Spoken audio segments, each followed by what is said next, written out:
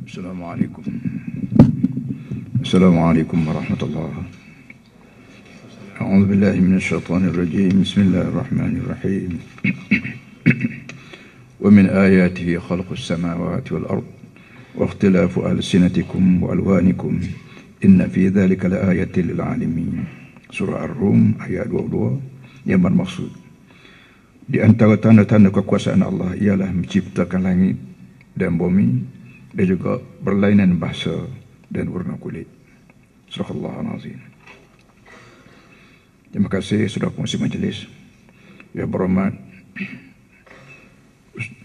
berhormat Datuk Setiausaha Agung PAS Negeri PAS Malaysia, ahli-ahli yang berkenaan, ahli Jabatan Kuasa PAS Pusat, peserta-peserta konvensyen kasih sekalian.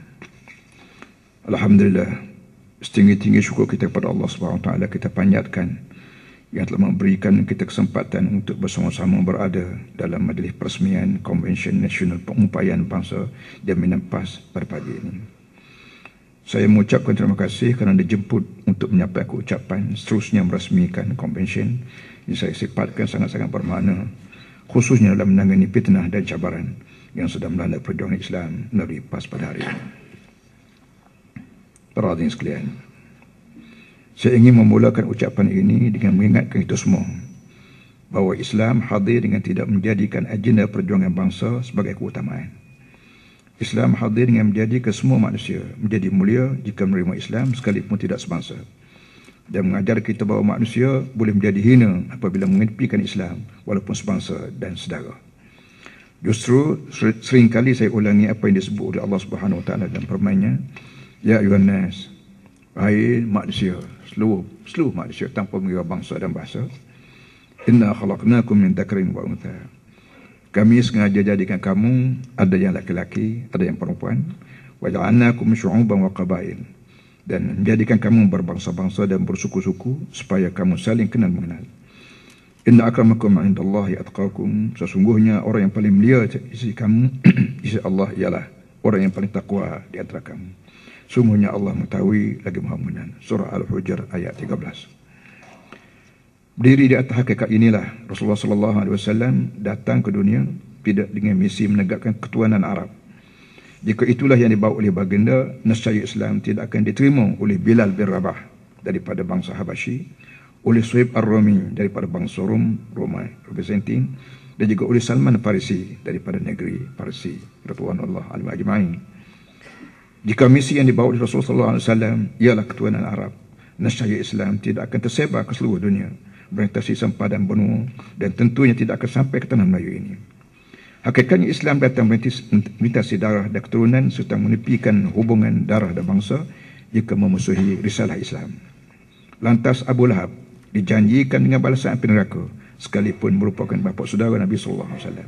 Tabbat yada abi lahabin wa tabba ma aghna anhu maluhu wa ma kasab sayasla naran dzata lahab. Persoalannya, kenapakah Allah Subhanahu Wa Taala menciptakan pelbagai bangsa di dunia? Tidak lain dan tidak bukan ialah untuk berkenal-kenalan dan memanfaatkan perbezaan tersebut untuk kebaikan sejagat. Kalau manusia ni serupa saja mukanya bangsa, payah kita nak cam yang mana isteri aku, yang mana isteri kamu, kalau muka serupa. Yang mana suami aku, yang mana suami kamu, kerana muka serupa. Alhamdulillah, Allah Ta'ala buat manusia berlainan bangsa, berlainan muka dan berlainan apa. Dalam berumah tangga, seorang lelaki hanya lengkap kehidupannya jika berkahwin dengan seorang wanita. Ia tentu sekali berbeza jantinanya dengan suaminya. Namun daripada perbezaan itulah rumah tangga saling melengkapi satu sama lain. Dalam konteks perbezaan bangsa, ia boleh dimanfaatkan dengan segala yang lebih, dengan skala yang lebih besar demi kebaikan sejagat. Lihat sajalah bagaimana tentera Islam di zaman Rasulullah SAW menggali parit sekitar kota Madinah dalam perang Ahzab semata-mata kerana berkongsi pengalaman daripada seorang sahabat yang berbangsa Farisi, itu Salman Farisi radhiyallahu anhu. Hadirin kasih sekalian, jika Rasulullah SAW datang tidak Rasulullah SAW datang tidak dengan misi ketuhanan Arab, begitu juga PAS yang mencontohi perjuangan baginda tidak akan datang dengan membawa agenda ketuhanan Melayu. Soalnya, adakah PAS mengenepikan bangsa Melayu? Inilah tomahan yang sering dilemparkan pada PAS. Seolah-olah orang Melayu akan mati tanpa UMNO, akan cacat tanpa bantuan UMNO, akan mundur tanpa pimpinan UMNO. Inilah sebesar-besar khurafat yang cuba ditanam dalam benak minda rakyat pada hari ini. Bagi PAS, Melayu perlu diutamakan dalam agenda dakwah pada hari ini kerana mereka merupakan bangsa yang terdulu menerima Islam tanah Melayu ini. Firman Allah SWT, wa anzir ashiratakal aqrabin. Hei Muhammad, hendaklah kamu beri peringatan pada kerabat-kerabat kami yang terdekat. Surah Asy-Syu'ara ayat 214. Ayat ini memerintahkan agar Rasulullah SAW mengutamakan kaum keluarganya terlebih dulu dalam menyampaikan dakwah. Perkataan asyirah dalam ayat ini bukan bermakna kaum, tapi bermakna keluarga terdekat. Dalam konteks Malaysia, kaum yang paling dominan dalam Islam ialah kaum Melayu. Sekalipun Islam tidak terbatas untuk bangsa Melayu saja.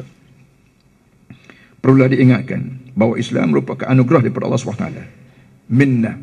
Laqad mannallahu 'alal mu'minin. Sesungguhnya Allah beri minnah, beri anugerah, beri gift pada orang mukmin. Pada orang mukmin, bukan orang Arab, bukan orang Melayu. Ia merupakan satu pemberian kemuliaan Allah Subhanahu Wa Taala. Menolak Islam dan menerima sekular sebagai ideologi seperti yang dilakukan oleh UMNO pada hari ini berarti menolak kemuliaan yang diberikan oleh Allah Subhanahu Wa Taala. Hakikatnya UMNO menjaga Islam pun tidak, menjaga Melayu pun jauh sekali. Ini dapat dibuktikan dengan fakta yang didedahkan bagaimana tanah rizab Melayu di seluruh negara susut daripada 3 juta hektar pada tahun 57 pada 1.7 juta hektar pada tahun 95. Apakah ini satu pembelaan UMNO terhadap orang Melayu? Bahkan dasar ekonomi baru yang diwujudkan untuk membantu orang Melayu telah digagalkan oleh pemimpin UMNO sendiri. Ia digunakan oleh golongan atasan pihak pemerintah untuk memuaskan hawa nafsu mereka membulut kuasa dan kekayaan. Tidak ada keraguan lagi bahawa pengkhianatan ini dilakukan secara sangat sistematik oleh parti-parti komponen kerajaan dengan kerjasama rata erat diberikan oleh UMNO bagi menindas hak-hak Melayu, China, India dan Kazakh yang sepatutnya mendapat manfaat daripada dasar ekonomi baru. Di atas nama manfaat bumi petrol kununnya, saya ulangi, di atas nama manfaat bumi petrol kununnya, prosedur tender yang terbuka telus, penilaian bebas, isu pesertaan, agen peralihan semuanya telah diketepikan. Akhirnya yang mengauk kekayaan ialah kroni-kroni tertentu yang menafikan kepentingan rakyat terbanyak. Sebenarnya inilah ketuanan Melayu di mata UMNO. Alhamdulillah di Kelantan, Darul Naim, sekalipun kita mentadbir dengan tidak menyebut Melayu, bahkan kita menggunakan dasar membangun bersama Islam, ia diterima oleh pelbagai lapisan masyarakat. Golongan non-Muslim semakin merapati perjuangan kita dan memahami kesucian perjuangan kita yang PAS. Slogan ketuanan Melayu yang dilaungkan oleh UMNO bersenjatakan keris, mereka hanya menjauhkan golongan non-Muslim dan menyebarkan kebencian sesama rakyat. Dari sudut pembelaan terhadap orang Melayu dan Islam, kita melaksanakan pentadbiran yang berteraskan ubudiyah, mas'uliyah dan itqan dengan mengingatkan seluruh warga tarbiyah bahawa setiap gerak kerja yang dilakukan di dunia ini akan dipersoalkan oleh Allah SWT di akhirat. Hadirin hadirat sekalian, serangan-serangan terhadap PAS pada hari ini sebenarnya membuktikan kegerunan musuh-musuh politik PAS dan kebimbangan mereka sekiranya terlepas teraju puasa satu hari nanti. Saya yakin insya-Allah fajar yang cerah pastinya akan menerangi kegelapan malam. Jika rakyat di Mesir dan Tunisia boleh menjatuhkan diktator di negara masing-masing, saya tidak sedikit pun syok dengan kebijaksanaan rakyat negara ini untuk menukar teraju negara ini satu hari nanti, insya-Allah. Syaratnya, sediakan padang demokrasi yang adil dan saksama. Jangan khianat, jangan melakukan pencabulan terhadap keadilan. Insya-Allah kita akan saksikan perubahan ini. Riak-riak kemenangan itu telah hampir tiba. Justru mereka perhebatkan serangan melalui pelbagai cara dan kaedah. Saya sendiri pun dilabel oleh seorang pemimpin UMNO sebagai nasionalis. Hanya kerana memperjuangkan Islam di Malaysia saja. Barangkali orang ini lupa bagaimana PAS telah menjalinkan hubungan dengan gerakan Islam di seluruh dunia. Dan hampir setiap tahun kita bermuktamar dengan disertai oleh wakil-wakil gerakan Islam di seluruh dunia. Bahkan PAS dengan kederatnya sebagai parti politik sampai ke seluruh dunia dalam misi dakwah dan bantuan apabila berlakunya bencana alam dan sebagainya. Saya juga dituduh hanya bertujuan mau menang pilihan raya. Saya juga dituduh hanya bertujuan mau menang pilihan raya. Jika demikian, apa salahnya menang pilihan raya? PAS sendiri ditubuhkan untuk menyertai pilihan raya dan menang. Bahkan UMNO sendiri dalam usaha memenangi pilihan raya melakukan pelbagai cara yang tidak demokratik, merancang sistem padan halal haram demi mencapai tujuan mereka. PAS juga dituduh sanggup berpakat dengan DAP demi untuk memenangi pilihan raya. Soalnya, PAS telah dimusuhi sekian lama semenjak sebelum PAS bersama DAP dan PKR dalam Pakatan Rakyat. Bahkan UMNO melakukan kerja-kerja menjatuhkan kerajaan di Kelantan semenjak hari pertama saya mengangkat sumpah sebagai Menteri Besar Kelantan.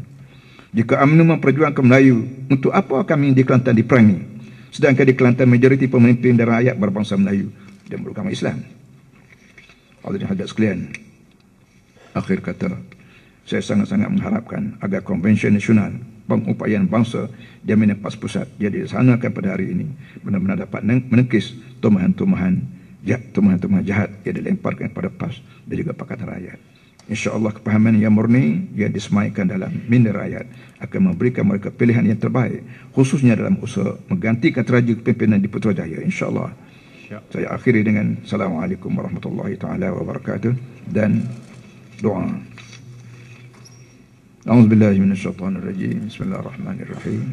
Alhamdulillahirabbil alamin wassalatu wassalamu ala asyrafil mursalin sayyidina maulana Muhammad wa ala alihi wa sahbihi ajma'in. Allahumma rabbana zalamna anfusana. Wahai Tuhan, kami mengaku bahawa kami aniaya diri kami sendiri. Wa illam taghfir lana wa tarhamna, kalau kamu tak tolong ampun dosa-dosa kami dan kamu tidak kesemblah pada hidup kami, lanakunanna minal khasirin, telah kami menjadi orang rugi.